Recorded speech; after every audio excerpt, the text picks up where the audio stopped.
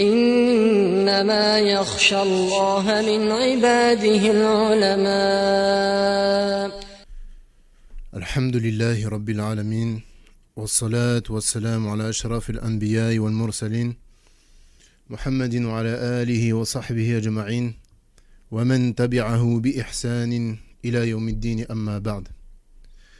فهذا هو المجلس التاسع من شرح المعتقد الصحيح للإمام Ibn Barjas rahimahullah ta'ala. Nous sommes donc dans la 9e assise de l'explication du livre Al-Mu'taqad al-Sahih, la croyance authentique de l'imam Ibn Barjas rahimahullah ta'ala. قال المصنف رحمه الله تعالى: والإيمان بالقضاء خيره وشره، التصديق والجزم بأن الله قدر مقادير الخلائق، وأن ما شاء الله كان وما لم يشأ لم يكن. قال تعالى: إنا كل شيء خلقناه بقدر. وقال تعالى: وكان أمر الله قدرا مقدورا. L'auteur, rahimahullah ta'ala, il poursuit donc dans l'explication des 6 piliers de la foi. Donc après avoir expliqué la foi en Allah, en ses anges, en ses livres, en ses messagers, au jour dernier, il rentre donc dans l'explication de la foi au destin, qu'il soit favorable ou bien défavorable.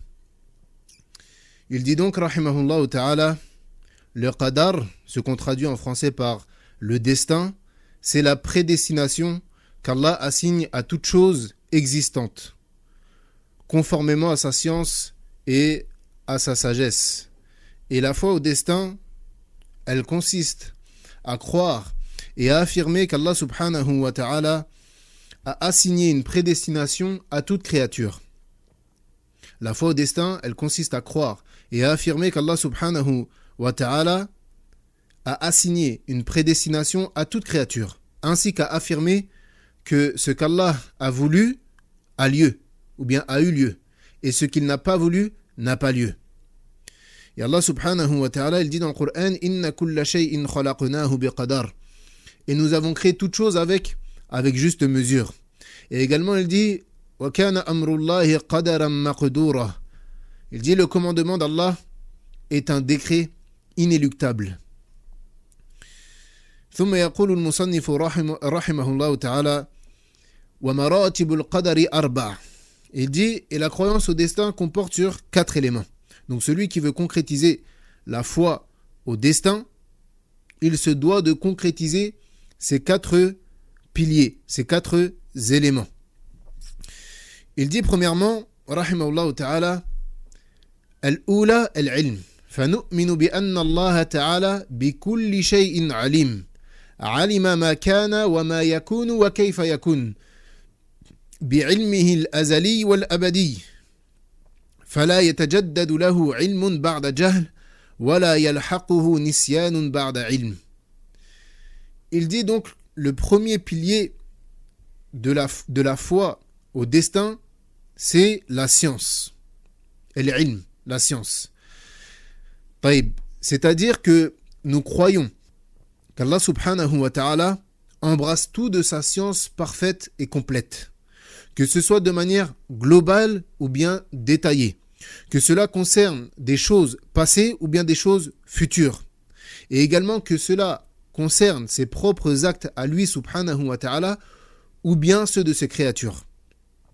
Le fait de croire qu'Allah azza wa jal, il embrasse tout de sa science parfaite et complète, de manière globale et détaillée, que cela concerne des choses qui ont lieu dans le passé ou bien qui vont avoir lieu dans le futur, et que cela concerne ses propres actes à lui subhanahu wa ta'ala ou bien que cela concerne les actes de ses créatures.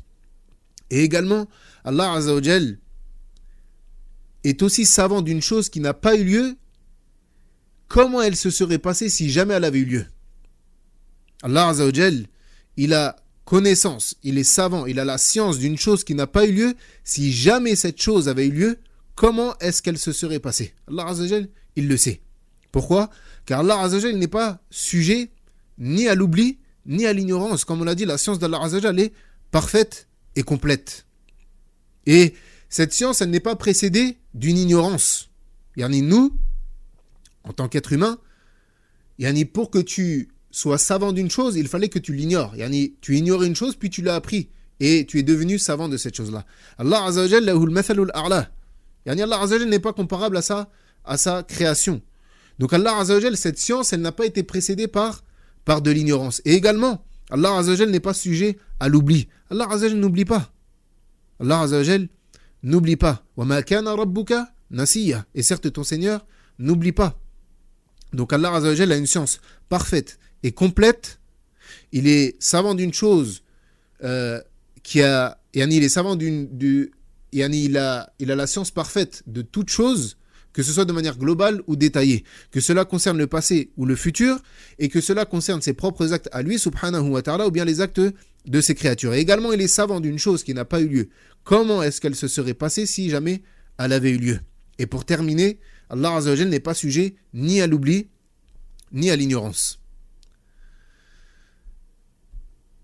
طيب. ثم يقول المصنف رحمه الله تعالى: الثانية الكتابة، فنؤمن بأن الله كتب في اللوح المحفوظ ما هو كائن إلى يوم القيامة. قال تعالى: ألم تعلم أن الله يعلم ما في السماء والأرض إن ذلك في كتاب إن ذلك على الله يسير. وقال تعالى: قال فما بال القرون الأولى قال علمها عند ربي في كتاب لا يضل ربي ولا ينساه. وقال تعالى: وكل شيء أحصيناه في إمام مبين. Il dit ensuite le deuxième pilier de la foi au destin, c'est la foi en l'écriture, el-kitaba. Taïb, qu'est-ce que la foi en l'écriture? C'est le fait d'avoir pour croyance qu'Allah Azza wa Jal, il a écrit tout ce qui se passera dans l'univers jusqu'au jour du jugement dernier sur la table préservée. Allah Azza wa Jal, il a écrit tout ce qui se passera jusqu'au Yawm al-Qiyamah sur la table préservée. Allah Azza wa Jal dit: Alam ta'lam anna Allah ya'lamu ma fi as-sama'i wal ard inna dhalika fi kitab inna dhalika 'ala Allah yasir. Ne sais-tu pas qu'Allah sait ce qu'il y a dans le ciel et sur la terre? Tout cela est dans un livre. Et cela est pour Allah bien facile. Donc tout cela est dans un livre. Et cela est bien facile pour Allah. Il dit également: قَالَ فَمَا بَالُ الْقُرُونِ الْأُولَى. Qu'en est-il donc des générations anciennes? Yani Fir'aun, qui s'adresse ici à Moussa alayhi salam et qui dit: qu'en est-il des générations anciennes? Naam. Ce à quoi a répondu Moussa: قَالَ عِلْمُهَا عِنْدَ رَبِّي فِي كِتَابٍ لَا يَضِلُّ رَبِّي وَلَا يَنْسَهُ. Il lui a répondu: la connaissance de leur sort est auprès de mon Seigneur dans un livre. Mon Seigneur ne commet ni erreur ni oubli. Et également il dit: nous avons dénombré toutes choses dans un registre explicite. Ensuite, l'imam rahimahullah ta'ala, il va détailler cela. Il dit: وَيَدْخُلُ فِي ذَلِكَ التقدير الأزلي قبل خلق السماوات والأرض. قال تعالى: قل لن يصيبنا إلا ما كتب الله لنا. والتقدير العمري عند تخليق النطفة في الرحم فيرسل الملك فينفخ في المضغة الروح ويؤمر بأربع كلمات تكتب رزقه وأجله وعمله وشقي أو سعيد. والتقدير الحولي في ليلة القدر قال تعالى: فيها يفرق كل أمر حكيم.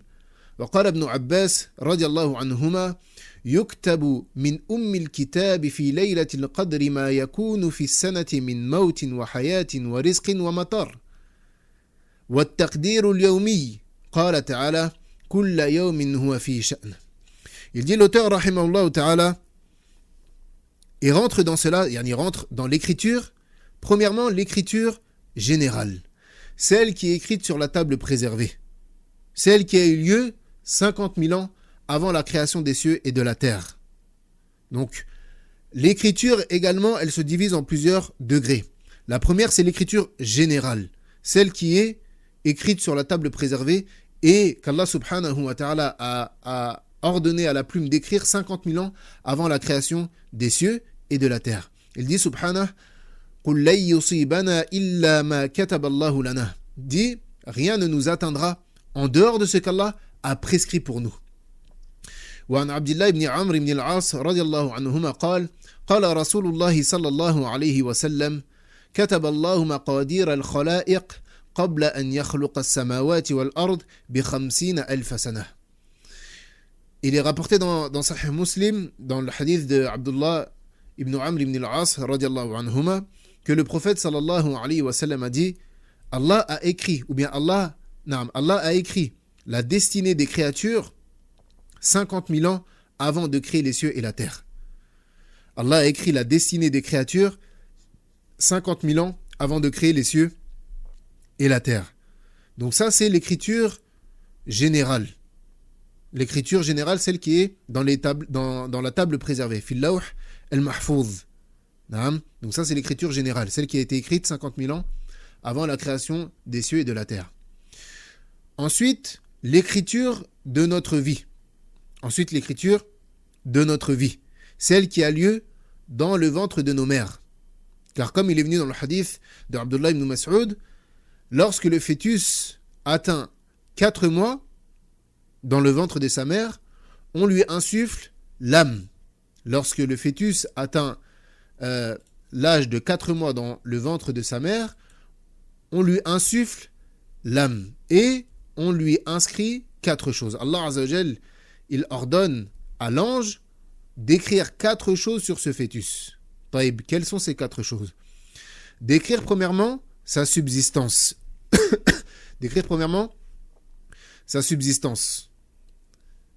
Ensuite, d'écrire la date de sa mort. Quand est-ce qu'il va mourir?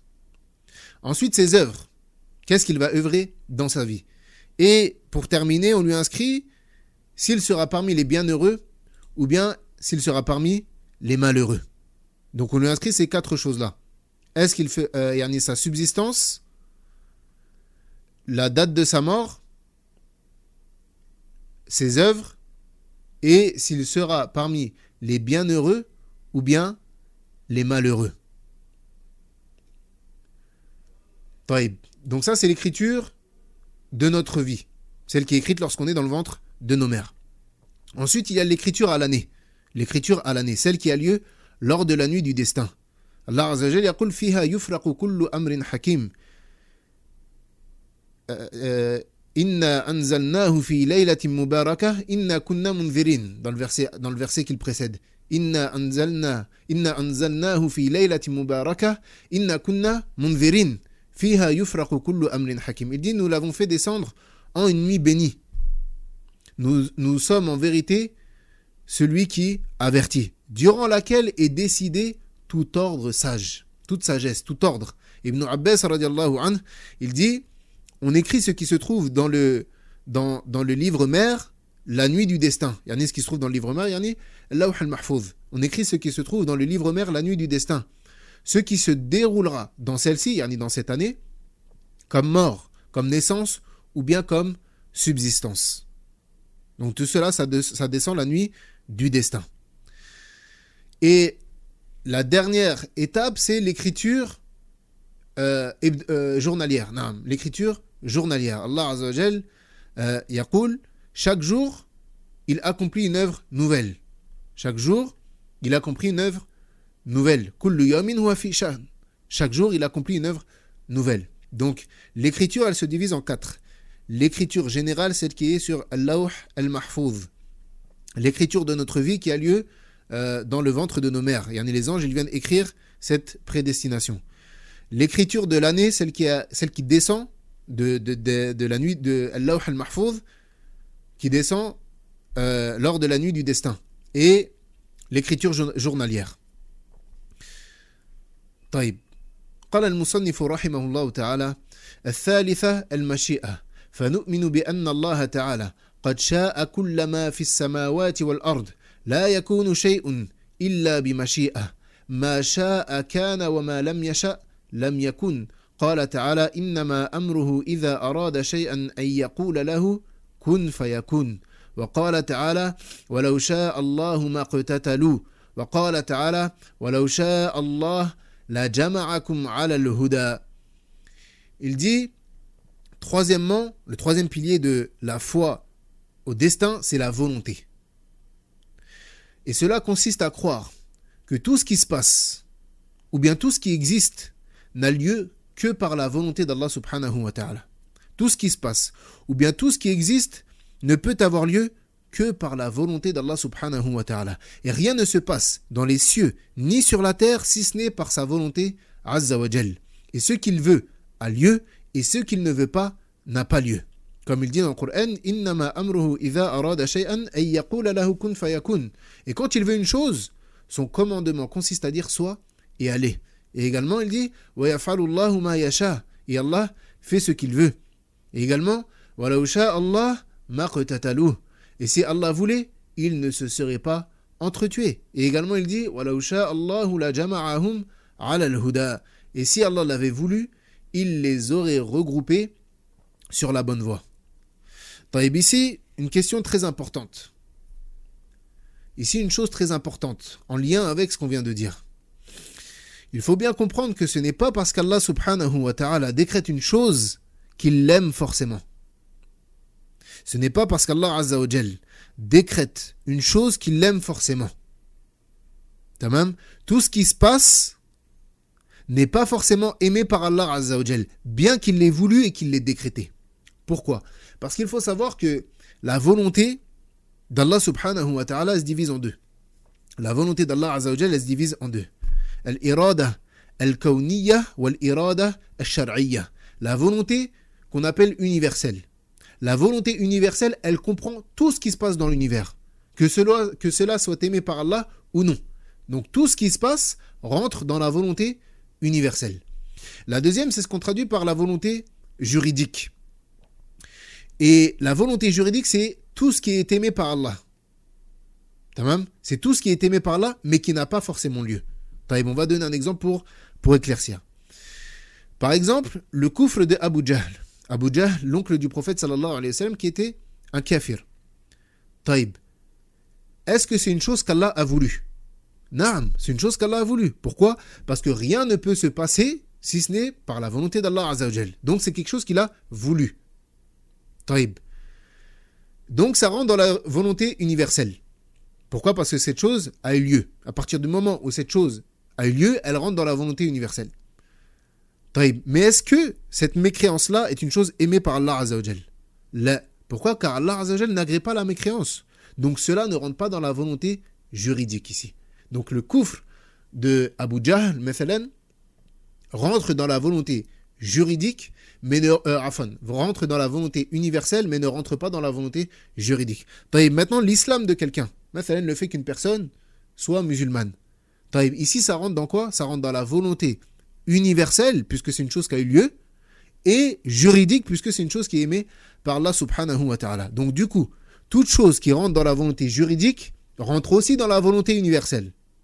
Car comme on l'a dit, rentre dans la volonté universelle toute chose qui a lieu, mais ce n'est pas toute volonté universelle qui rentre dans la volonté juridique. Pourquoi ? Car on a dit que la volonté juridique, elle était en lien avec l'amour d'Allah subhanahu wa ta'ala, à l'inverse de la volonté universelle. Donc, Allah azza wa jalla, il décrète des choses qu'il n'aime pas. Taïb, c'est quoi la hikmah dans ça ? C'est quoi la sagesse qu'Allah subhanahu wa ta'ala décrète des choses qu'il n'aime pas et qu'il n'agrée pas. Allah subhanahu wa ta'ala, il dit dans le Coran, ظهر الفساد في البر والبحر بما كسبت أيدي الناس ليذيقهم بعض الذي عملوا لعلهم يرجعون. Il dit la corruption est apparue sur la terre et dans la mer à cause de ce que les gens ont accompli de leurs propres mains, afin qu'Allah leur fasse goûter une partie de ce qu'ils ont œuvré. Peut-être reviendront-ils vers Allah. Et ici on a la sagesse. Peut-être reviendront-ils vers Allah. Donc parfois Allah azza wa jal, il décrète des choses qui sont en apparence un mal, mais en réalité va découler de ce mal-là du bien. Et c'est pour ça que le prophète alayhi salatu wassalam, il dit Ash-sharru laysa ilayk. Yani, comment est-ce qu'on joue entre ça ? Et nous on sait qu'Allah azza wa jal, il a créé toute chose. Et c'est lui qui a créé le bien, c'est lui qui a créé le mal. Le prophète alayhi salatu wassalam, il dit Ash-sharru laysa ilayk. Le mal, yani, on ne t'attribue pas le mal. Yani, le mal, on ne l'attribue pas à Allah azza wa jal. Comment est-ce qu'on joue entre ces deux choses-là ? Tout simplement parce que le mal qui est voulu ici dans la parole du prophète alayhi salatu wassalam, c'est le mal absolu. Le mal absolu. Celui-ci, on ne l'attribue pas à Allah subhanahu wa ta'ala. Pourquoi ? Parce qu'Allah azza wa jalla, lorsqu'il décrète une chose qui est en apparence un mal, eh bien en réalité, tu peux toujours trouver du bien dedans. En réalité, de certains points de vue ou sous certains angles, tu trouveras toujours une hikmah, toujours une sagesse. Et si tu ne la trouves pas, eh bien sache qu'Allah azza wa jalla, c'est lui le hakim, c'est lui qui sait. Une personne qui décède. Et pour la famille qui perd cet être cher, nul doute que c'est un mal. Taïb. Mais pour ce mort, il se peut que Methalan, il est mort d'une maladie du ventre. Et on sait que celui qui meurt d'une maladie du ventre, comme le prophète sallallahu alayhi wa sallam nous en a informé, il est martyr. Taïb, pour lui, pour ce mort, est-ce que cette mort est un bien ou c'est un mal ? Pour lui, c'est un bien.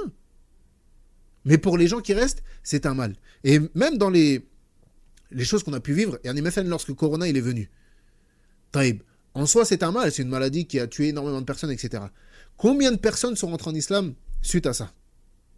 Et lorsqu'une personne, Methalan, la mort la touche de près, Methalan, qui perd une personne, cette personne-là perd un être cher, Taïb, la mort a frappé très proche d'elle, eh bien, tu vas voir que cette personne-là, parfois, elle va avoir une prise de conscience. Elle va dire, subhanallah, la mort, cette fois-ci, elle m'a frôlé, peut-être que je vais revenir vers Allah subhanahu wa ta'ala, etc. Donc tu trouves que lorsqu'il se passe quelque chose de mal, eh bien en réalité, de certains points de vue, tu peux toujours trouver une hikmah ou un bien. Donc c'est pour ça qu'on dit que le mal absolu, on ne l'attribue pas à Allah subhanahu wa ta'ala. Et même Ibn al-Qayyim rahimahullah ta'ala, il dit que même dans la création d'Iblis, eh bien tu peux trouver une sagesse. Subhanallah. Même dans la création d'Iblis, qui va être la cause d'entrer en enfer de beaucoup de personnes, eh bien tu peux trouver une hikmah. Il dit, la sagesse dans la création d'Iblis, c'est que les croyants qui vont le combattre, eh bien ils vont voir leur degré augmenter dans le paradis.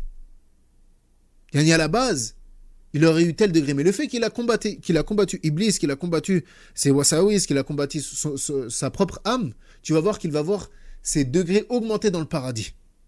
Ibn al-Qayyim dit, donc même dans la création d'Iblis, tu peux trouver du bien. Subhanallah. Donc, pour résumer, la volonté d'Allah Azza wa Jal, elle se divise en deux. Donc, c'est pas tout ce qu'Allah décrète qui implique forcément qu'Allah Azza wa Jal, il l'aime. Parfois, Allah Azza wa Jal décrète des choses qu'il n'aime pas, mais pour certaines sagesses. طيب. قال المصنف رحمه الله تعالى الرابعة مرتبة الخلق فهو تعالى خالق كل عامل وعمله وكل متحرك وحركته وكل ساكن وسكونه قال تعالى والله خلقكم وما تعملون. Il dit quatrièmement, donc le quatrième pilier de la foi au destin, c'est la création. Et cela consiste à croire qu'Allah subhanahu wa ta'ala a créé toutes choses existantes, qu'il s'agisse de leurs essences mêmes, ou bien de leurs caractéristiques, ou bien de leurs mouvements, ou bien de leurs actes. Allah Azza wa Jalla yaqul wa khalaqa kulla shay'in faqaddarahu taqdira. Et il a créé toute chose en lui donnant ses justes proportions. Également, il dit wallahu khalaqakum wa ma ta'malun. Alors que c'est Allah qui vous a créé, vous et ce que vous œuvrez. Donc Allah Azza wa Jalla a créé toute chose. Donc pour résumer, les 4 piliers de la foi au destin. Le musulman, il doit avoir pour croyance. C'est quoi la croyance du musulman vis-à-vis de ces 4 piliers ? Le musulman, il doit avoir pour croyance, premièrement, qu'Allah Azza wa Jal sait toute chose, passée ou future, de manière globale ou détaillée. Que cela concerne ses propres actes à lui, subhanahu wa ta'ala, ou bien ceux de ses créatures. Et que tout ce qui se passe dans les cieux et sur la terre a été écrit 50 000 ans avant la création des cieux et de la terre. Et que rien ne se passe, si ce n'est par la volonté d'Allah subhanahu wa ta'ala. Et le musulman, il doit aussi avoir pour croyance que toute chose a été créée par Allah subhanahu wa ta'ala, que ce soit nos actes ou bien nos mouvements. Et en réalité, la personne qui concrétise cette croyance-là, il verra son cœur apaisé. Celui qui concrétise cette croyance-là, il verra son cœur apaisé. Pourquoi ? Car elle aura la certitude que les malheurs et les épreuves qui l'ont atteint n'auraient pu l'éviter. Et qu'Allah Azza wa Jalla a écrit cela 50 000 ans avant la création des cieux et de la terre. Donc sache que toute ta vie a déjà été écrite par Allah subhanahu wa ta'ala. Et pas hier. Ça n'a pas été écrit hier, ni il y a 1 an, ni 50, mais 50 000 ans, pas 50 000 ans avant ta création à toi. 50 000 ans avant la création des cieux et de la terre. Et d'ailleurs, il dit, le prophète sallallahu alayhi wa sallam, dans le hadith de Abdullah ibn Abbas, احفظ الله تجده أمامك تعرف إلى الله في الرخاء يعرفك في الشدة واعلم أن ما أخطأك لم يكن يصيبك وما أصابك لم يكن يخطئك واعلم أن النصر مع الصبر وأن الفرج مع الكرب وأن مع العسر يسرا. Il dit, Abdullah ibn Abbas, ou bien il dit le prophète sallallahu alayhi wa sallam dans le hadith de Abdullah ibn Abbas, il dit, préserve Allah, c'est les recommandations du prophète sallallahu alayhi wa sallam qu'il a fait à Ibn Abbas. Il dit, préserve Allah, tu le trouveras devant toi. Connais Allah dans la facilité, il te connaîtra dans la difficulté. Et il dit, et sache que ce qui doit t'éviter n'aurait pu t'atteindre. Et que ce qui doit t'atteindre n'aurait pu t'éviter. Et sache que le secours vient après la patience, la délivrance vient après la détresse, et la facilité vient après la difficulté. Donc ici, ce qui nous intéresse, c'est la parole du prophète sallallahu alayhi wa sallam qui dit, sache que ce qui doit t'éviter n'aurait pu t'atteindre. Et que ce qui doit t'atteindre n'aurait pu t'éviter. Et également, il dit dans le même hadith, dans la riwaya de Tirmidhi, rahimahullah ta'ala, il dit وَاعْلَمْ أَنَّ الْأُمَّةَ لَوْ اجْتَمَعَتْ عَلَى أَنْ يَنْفَعُوكَ بِشَيْءٍ لَمْ يَنْفَعُوكَ إِلَّا بِشَيْءٍ قَدْ كَتَبَهُ اللَّهُ لَكَ وَإِنِ اجْتَمَعُوا عَلَى أَنْ يَضُرُّوكَ بِشَيْءٍ لَمْ يَضُرُّوكَ إِلَّا بِشَيْءٍ قَدْ كَتَبَهُ اللَّهُ عَلَيْكَ رُفِعَتِ الْأَقْلَامُ وَجَفَّتِ الصُّحُفُ. Il dit, et sache que si la communauté se réunissait dans le but de t'être bénéfique, elle ne pourrait être bénéfique que par une chose qu'Allah t'aura écrite. Et si elle se réunissait dans le but de te causer du tort, alors elle ne te causerait du tort que par quelque chose qu'Allah t'aurait écrit. Les plumes ont été levées et les feuillets séchés. Dans le sens où la prédestination a déjà été faite. Allah Azza wa Jalla a déjà écrit tout ce qui allait se passer dans nos vies. Donc ça, c'est une chose que le musulman il doit sans cesse se rappeler. Plus particulièrement lorsqu'il est touché par un malheur. Et qu'il sache que ce malheur, il l'a atteint que parce qu'Allah Azza wa Jalla a voulu que ce malheur l'atteigne. Et qu'il n'aurait jamais pu l'éviter. Et de là, on éloigne la chose que beaucoup d'entre nous, pour pas dire nous tous, on fait lorsque on est atteint par une chose. On dit, subhanallah, si seulement j'avais fait... Et lorsque tu rates une chose ou que tu voulais atteindre quelque chose, tu ne l'as pas eu, ou bien que tu t'es fait atteindre par une chose que tu ne voulais pas qu'elle t'atteigne, souvent tu dis, subhanallah, si j'avais fait comme ça, alors cette chose-là ne se serait pas passée, etc. Là, sache qu'Allah Azza wa Jalla a déjà décrété ce qui allait te toucher. Et que ce qui t'a touché n'aurait pas pu t'éviter. Et que ce qui t'a évité n'aurait pas pu te toucher. طيب. قال المصنف رحمه الله تعالى ونؤمن مع ذلك أن للعباد قدرة على أعمالهم ولهم مشيئة وإرادة والله تعالى هو خالقهم وخالق مشيئتهم وقدرتهم وأقوالهم وأعمالهم والأقوال والأفعال الصادرة منهم تضاف إليهم حقيقة وعليها يثابون أو يعاقبون. Il dit رحمه الله تعالى نعم وهم لا يقدرون إلا على ما أقدرهم الله تعالى عليه ولا يشاءون إلا أن يشاء الله. قال تعالى إن هذه تذكرة فمن شاء اتخذ إلى ربه سبيلا وما تشاءون إلا أن يشاء الله إن الله كان عليما حكيما.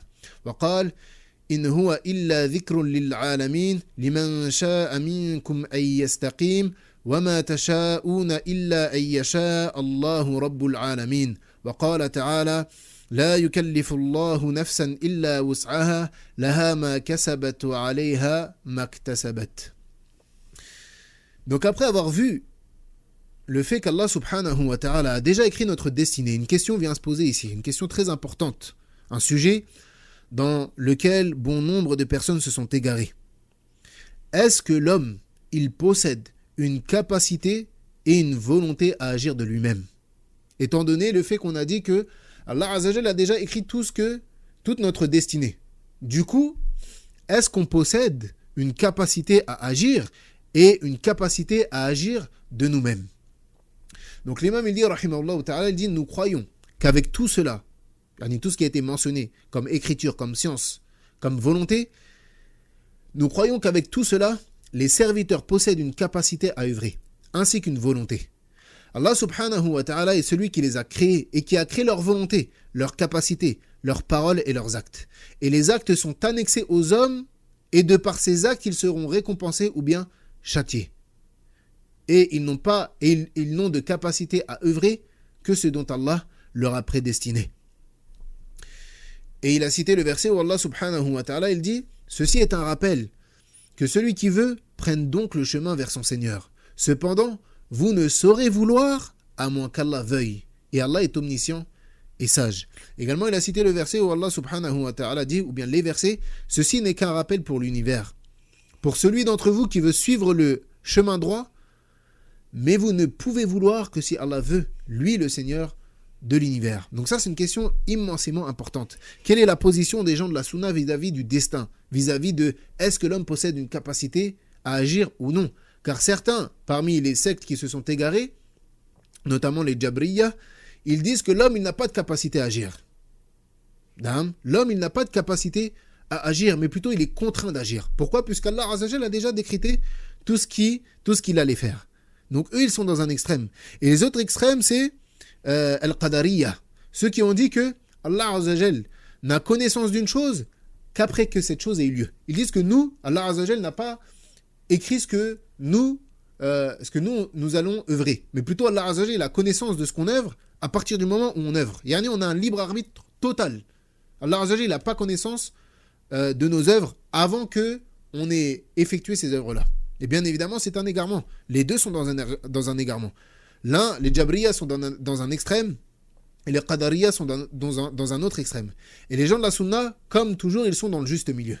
Donc, la croyance authentique dans cette question consiste à croire que l'homme, il a une capacité à œuvrer, et il possède une volonté. Comme Allah Azza wa Jalla, il dit, Allah n'impose à aucune âme une charge supérieure à sa capacité. Elle sera récompensée du bien qu'elle aura fait, punie du mal qu'elle aurait fait. Si tu dis ici que nous sommes contraints d'œuvrer, yani tout ce qu'on fait, c'est parce qu'Allah Azza wa Jalla nous a contraints à le faire. Tu es en train de dire qu'Allah Azza wa Jalla, il est injuste. Pourquoi? Parce que comment est-ce qu'Allah Azza wa Jalla, il va nous récompenser pour le bien qu'on ait fait et nous punir du mal qu'on a fait? Yani comment est-ce qu'Allah Azza wa Jalla, il va te punir d'un acte qu'il t'a forcé à faire? Ça, c'est de l'injustice. Ça, c'est de l'injustice. Allah Azza wa Jalla n'est pas injuste, comme il dit « Inni harramtu dhulma ala nafsi waja'altuhu bainakum muharrama fala tadhalamu » Je me suis interdit l'injustice à moi-même et je l'ai rendue pour vous interdite. Donc, ne soyez pas injustes les uns envers les autres. Allah Azza wa Jalla, il n'est pas injuste. Donc, comment est-ce qu'il nous punirait d'un acte qu'il nous aurait forcé à faire? Là, tamam. Donc, on a une capacité à œuvrer et on a une volonté. Également, il dit فَمَنْ شَاءَ اتَّخَذَ إِلَى رَبِّهِ مَآبًا, que celui qui veut prenne refuge auprès de son Seigneur. Donc, celui qui ne veut pas, ne le fait pas. Naam. Et ça, c'est l'épreuve par les textes. Donc, par les textes, Allah Azza wa Jalla, il est venu dans de nombreux endroits en citant le fait que l'homme, il a une capacité. Celui qui veut, celui qui ne veut pas. Donc ça, ce sont les preuves par les textes. En réalité, la preuve que l'homme, il a une volonté dans ses actes, on peut même le prouver par la raison. Chacun de nous, toute personne qui écoute, chacun d'entre nous sait qu'il a une volonté et une aptitude à accomplir des actes ou à les délaisser. On le sait tous. De plus, l'homme, il sait faire la différence entre les actes qu'il accomplit de son plein gré, comme le fait de marcher, de manger ou bien de boire, et les actes qui s'accomplissent malgré lui, comme le fait qu'il tombe malade, ou bien le fait que ses membres, ils tremblent lorsqu'il a froid. On est tous, autant qu'on est, on sait que lorsque je marche, personne m'a forcé, c'est pas ma jambe qui m'oblige à marcher. Je marche parce que c'est moi qui veux marcher. Si là tout de suite je veux lever la main, je lève ma main, personne ne me force à le faire. Là, si je veux parler, je parle. Si je veux m'arrêter de parler, je m'arrête. Ma langue, elle ne parle pas toute seule. Elle parle parce que c'est moi qui ai envie de parler. Tamam. Donc on sait différencier ces actes-là où c'est nous qui avons une volonté dedans et les actes où on est contraint. Lorsque tu tombes malade, est-ce que c'est parce que tu l'as voulu? Là, c'est une chose où tu es contraint, qui vient, que tu n'as pas voulu. Donc tu sais faire la différence entre les actes que tu fais de toi-même, selon ta propre volonté, de ton libre arbitre, et les actes où tu es contraint. Tamam. Et donc, c'est pas une excuse, comme on va le voir plus tard, c'est pas une excuse pour les péchés. Tamam. Et allez, on laisse cette question-là un peu plus tard. Non. Donc l'homme, il sait faire la différence entre ces choses-là. Tamam. L'homme, il sait faire la différence entre les actes où il est contraint, comme le fait qu'il tombe malade ou le fait qu'il tremble parce qu'il a froid, et les actes qu'il fait parce qu'il a envie de les faire, comme le fait de marcher, de manger, de boire, etc. Donc l'homme, il a une volonté. Cependant, la volonté de cet homme et son aptitude, elle ne se réalise que par la volonté d'Allah subhanahu wa ta'ala. Comme il dit, et ceci est un rappel, que celui qui veut prenne donc le chemin vers son Seigneur. Cependant, vous ne saurez vouloir à moins qu'Allah veuille. Et Allah est omniscient et sage. Et le fait que la volonté de l'homme soit sous la volonté d'Allah subhanahu wa ta'ala est tout simplement dû au fait qu'Allah azza wa jalla, c'est lui qui nous a créés, nous et nos volontés. Et que rien ne peut avoir lieu dans son royaume sans qu'il en ait la connaissance et la volonté. Comme on l'a dit, rien ne peut se passer dans les cieux et sur la terre si ce n'est par la volonté d'Allah azza wa jalla. Donc lorsque toi tu fais une chose, tu le fais parce que tu l'as voulu, mais parce qu'Allah azza wa jalla l'a voulu également. Et combien de fois tu as fait peut-être des plans, tu as fait des projets que tu as voulu, mais qui n'ont pas abouti. Pourquoi ? Parce qu'Allah azza wa jalla n'a pas voulu qu'ils aboutissent, tout simplement. Malgré le fait que toi, tu avais cette volonté-là. Donc l'homme, il a une volonté et un libre arbitre. Yani, comment on joue entre tout ça ? Pour certaines personnes, ça peut être flou. Taïb. Entre le fait qu'Allah azza wa jalla a déjà écrit tout ce qu'on va faire et le fait que nous, on ait une volonté. Taïb. Yani, Allah azza wa jalla, il a écrit notre prédestination en sachant à l'avance que nous, on allait vouloir faire. Car on a dit, Allah azza wa jalla, il est le savant. Il embrasse tout de ça. Connaissance. Et sa connaissance n'a pas été précédée d'une ignorance. Donc Allah azza wa jalla, avant même qu'il te crée, il savait déjà que si tu allais avoir le choix entre telle chose et telle chose, tu allais choisir telle chose. Et que tel jour, tu allais faire ça. Tel jour, tu aurais eu le choix entre aller prier à la mosquée ou bien délaisser la prière. Il savait déjà le choix que tu allais faire. Donc c'est pour ça qu'il l'a écrit. Donc Allah azza wa jalla, il a écrit cette prédestination de par sa science qu'il avait déjà à ton égard. Tamam, c'est comme ça qu'on joue. Allah azza wa jalla, il a prédestiné, il a déjà écrit notre prédestination en se basant sur sa science. De par sa science parfaite et complète. Donc nous, on a une volonté d'agir. Mais Allah azza wa jalla, avant même qu'on agisse, il savait déjà comment est-ce qu'on allait agir. Tamam ? Jamil. Taïb. Maintenant, une autre question. Est-ce que le destin, du coup, est une excuse pour celui qui commet des péchés ? Il y en a une personne qui délaisse la prière ou bien qui consomme la cigarette ou bien l'alcool. Tu lui dis ittaqillah, hada haram, utruk hada, wa irji' ila Allah, tub ila Allah. Tu lui dis délaisse cette chose-là, reviens vers Allah subhanahu wa ta'ala, repens-toi, etc. Et il te dit non mais moi si je fume c'est parce qu'Allah il a décrété, c'est mon qadar. Est-ce que cet argument-là il est recevable ? Bien évidemment que le destin il n'est pas une excuse pour le serviteur, pour les obligations qu'il délaisse ou bien les interdits qu'il transgresse. L'homme, il ne dit pas « j'ai fait telle chose ou je commets tel péché » car Allah, il l'a prédestiné. Ça, c'est un argument qui est irrecevable. Car Allah, subhanahu wa ta'ala, comme on l'a dit, il nous a laissé le libre arbitre, d'agir ou non. Il dit dans le Coran, subhanahu wa ta'ala « Rusulan mubashirin wa munzirin, li'alla yakuna linnasi ala Allahi hujjatun ba'da ar-rusul, wa kana Allahu azizan hakima » Il dit en tant que messager, annonciateur et avertisseur, afin qu'après la venue des messagers, il n'y eut pour les gens point d'argument devant Allah. Allah est puissant et sage.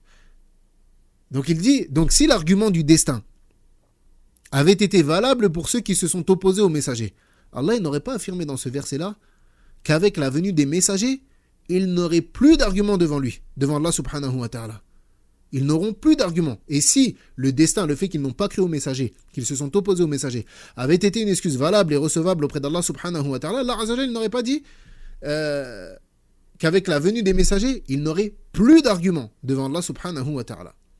Et également, prenons un autre exemple. Si une personne, elle vient à toi, donc ça c'est vis-à-vis de haqq d'Allah subhanahu wa ta'ala. Mais même entre nous, entre les créatures, on sait que cette excuse-là, elle est irrecevable.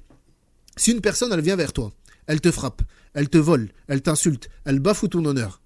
Et ensuite, pour se justifier, elle te dit « M'en veux pas, ce que je t'ai fait subir, l'agression, les coups, les insultes, eh bien tout simplement, ça vient du destin d'Allah subhanahu wa ta'ala. Et il m'en veut pas à moi, c'est parce qu'Allah azza wa jalla, il l'a décrété. Et est-ce que toi tu vas accepter ça ? Qui va accepter cette argumentation-là? Personne ne va accepter ça. Donc comment avancer cet argument-là lors de la transgression du droit d'Allah subhanahu wa ta'ala si on ne peut même pas avancer cet argument-là entre les créatures? Si toi, en tant que créature faible que tu es, tu n'acceptes même pas cette argumentation-là, qui est totalement logique, parce que tu sais que cette personne-là, ce qu'elle t'a fait, elle l'a fait parce qu'elle l'a voulu. Elle n'a pas été contrainte. Si elle t'a volé, si elle t'a frappé, si elle t'a insulté, c'est parce qu'elle a voulu le faire à ce moment-là. Elle n'a pas été contrainte. Donc comment est-ce qu'on pourrait avancer cette argumentation-là devant le droit d'Allah subhanahu wa ta'ala? Et également, on rapporte qu'un voleur qui méritait la peine d'ablation de la main, il a été amené à Omar ibn al-Khattab radiallahu anhu, qui a donc ordonné à ce qu'on lui coupe la main. Et avant qu'on lui coupe sa main, le voleur, il a dit un instant, Ya Amir al-Mu'minin, ô commandeur des croyants, j'ai volé selon ce qu'Allah a prédestiné. Et si j'ai volé, c'est pas de ma faute, c'est parce qu'Allah azza wa jalla, il a prédestiné. Et Omar ibn al-Khattab radiallahu anhu, il a répondu, eh bien nous de même, on te coupe la main selon ce qu'Allah a prédestiné. Yani tu veux te servir du qadar pour te justifier, eh bien nous on va faire la même chose. Si tu veux te justifier du qadar pour avoir volé, eh bien nous on va se justifier du qadar pour te couper la main, pour te dire, bah, c'est ce qu'Allah azza wa jalla avait décrété également.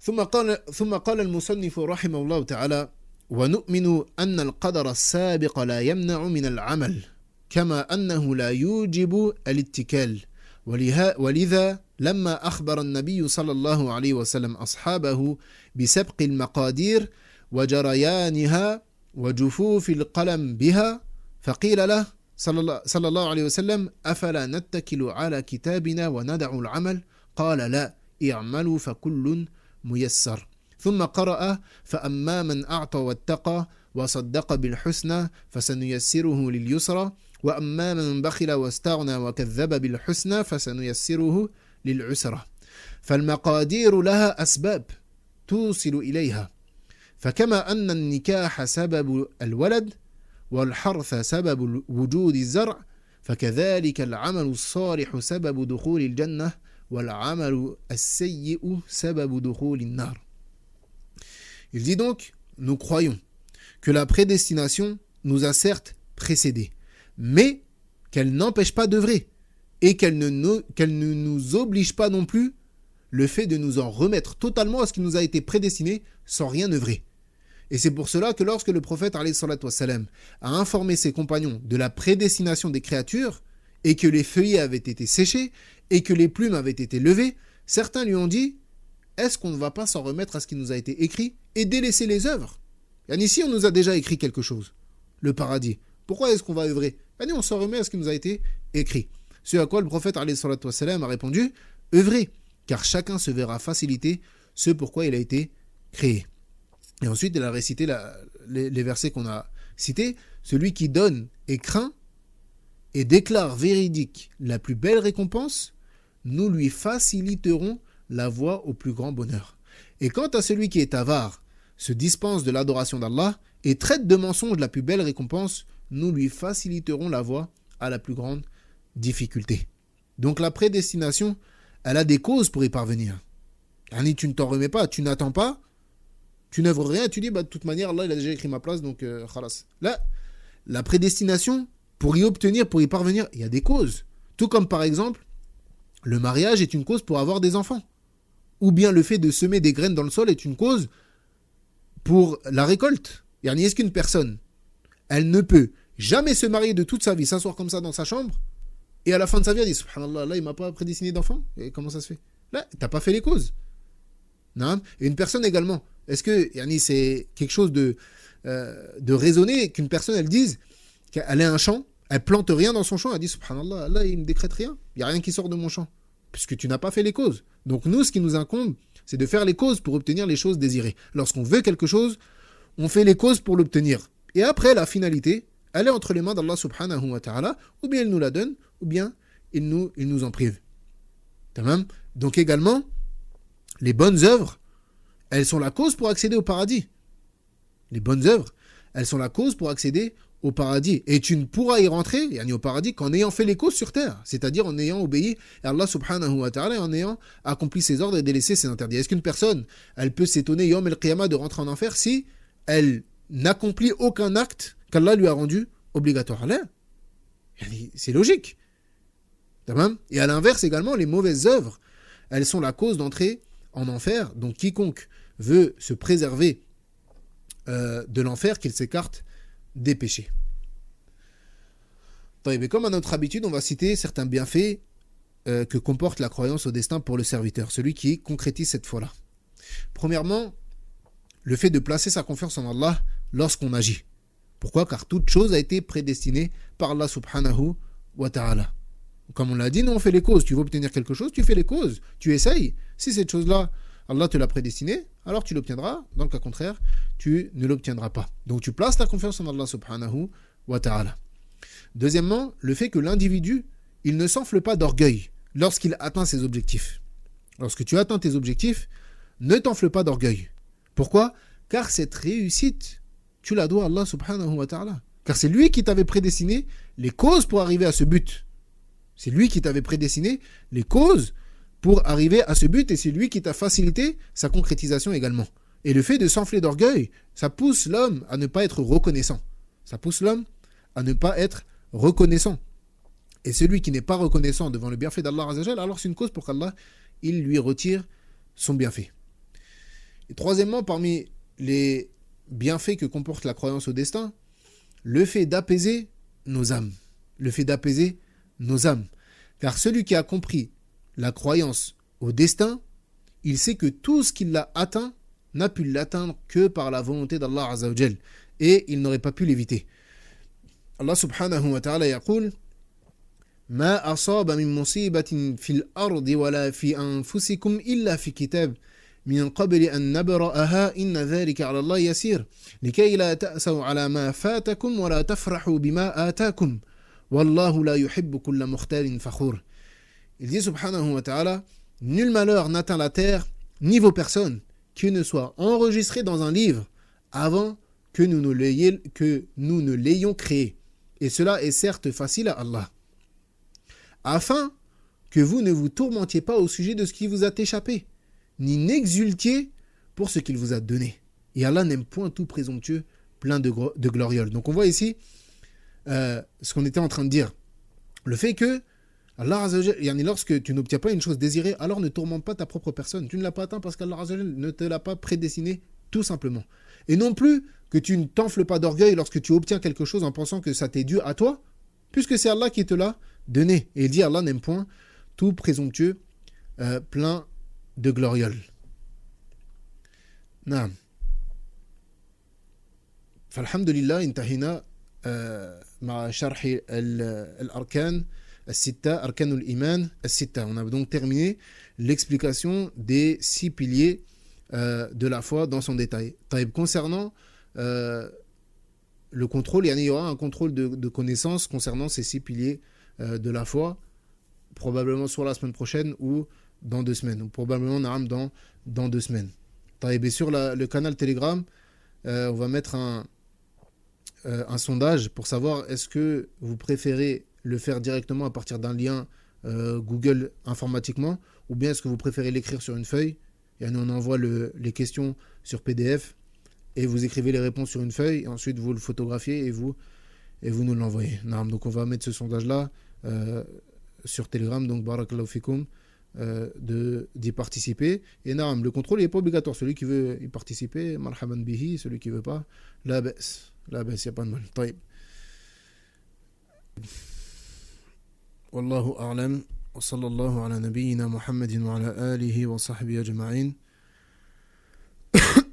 سبحانك اللهم وبحمدك أشهد أن لا إله إلا أنت أستغفرك وأتوب إليك. السلام عليكم ورحمة الله وبركاته.